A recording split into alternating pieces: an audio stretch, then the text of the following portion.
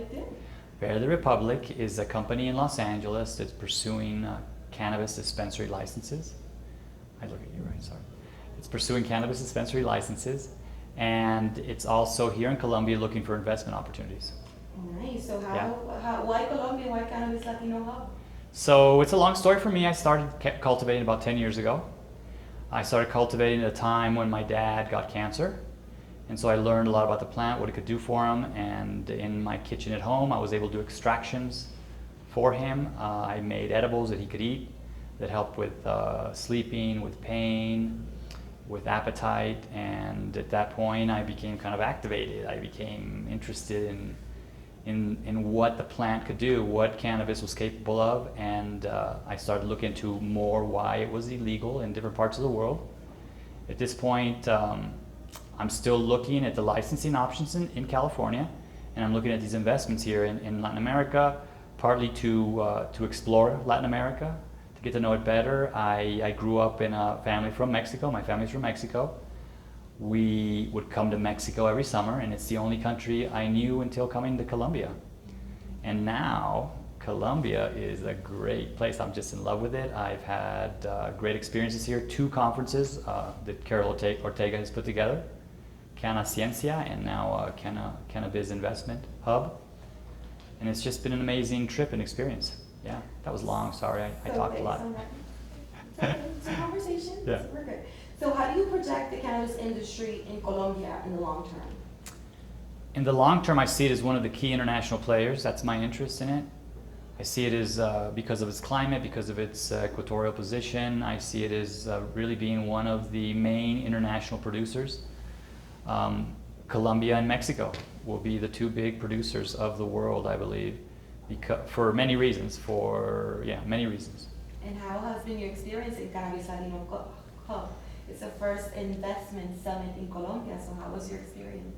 Yeah, I had a great experience here. I think that the format was great. The speakers were excellent, bringing people in from different agencies of the government here, bringing people in that were motivational, having the people come in and pitch their projects, so discuss the licensing process they've been going through, how much money they have at this point, kind of outlining challenges, and then laying it out for the Shark Tank to see who needs money.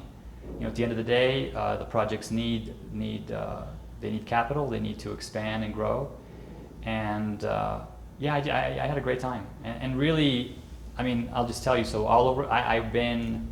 Let's see. I started in Bogota. I went to Cali. Not just this trip. This is my 3rd trip. So Bogota, Cali. El Atico, Santander de Quilichao, Pereira, Cartagena for the other conference. I was in Cartagena, and so Isla del Rosario. I've been all over the country, and I'm still not even 2% to see. So I'll be back many more times, and I hope to explore it much further and get to know the people and get to know the industry here as it evolves. It's an exciting place. And even though we're doing this interview in English, I love speaking Spanish. No, como tú quieras, pero para que siga practicando, ¿verdad?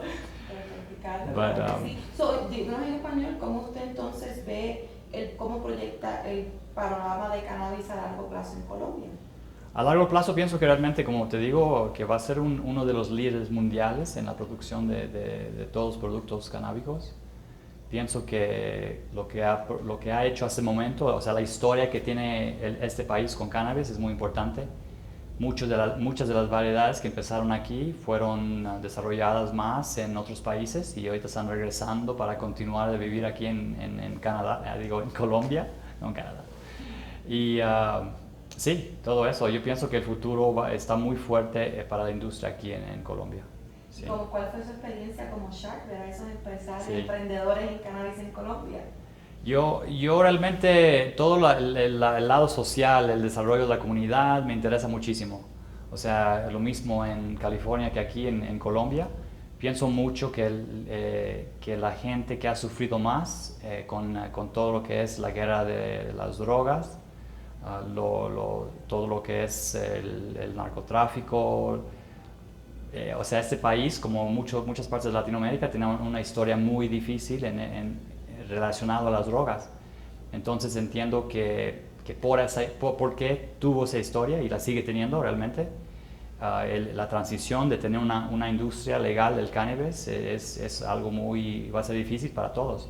Y va a haber mucha educación que va a hacer falta para que la gente entienda porque tienen ideas todavía que la planta realmente no es medicinal, que solamente es para la gente que quiere trabarse, quieren ser marihuanos o como quieran decirle. Pero realmente es una planta muy importante para el planeta, para el futuro. Y estoy muy contento de estar en la industria de cannabis. Sí. Excelente. ¿Qué consejo le daría a esos emprendedores que quieren entrar en la industria del cannabis? Sí, es una industria que requiere mucha paciencia y al fin también tienes que tener acceso al dinero y organizar tu equipo bien.